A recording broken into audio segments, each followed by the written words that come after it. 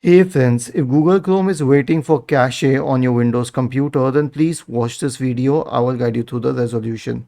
So if it is waiting for cache, the best solution is click on these three dots at the top right corner, select history once again, click on delete browsing data, change the time range to all time and then select delete data.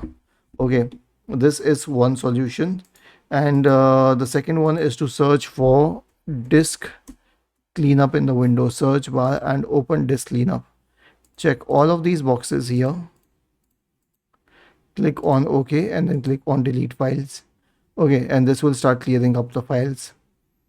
So this should solve the problem, but if it doesn't solve the problem, then simply close Google Chrome, search for Chrome in the search bar, expand it, click on uninstall.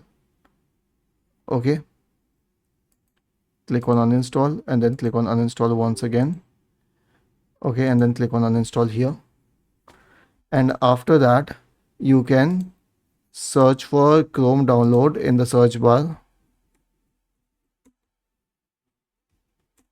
Okay, and then go to the Google Chrome download website and then download and install it. Download Chrome and click on open and then install it. Okay, it's initializing and it will install Chrome on your system. Was this helpful? If yes, then please subscribe to the channel, and if not, then let us know in the comment section of the video on how we could help you further. Thank you for watching this video and have a nice day.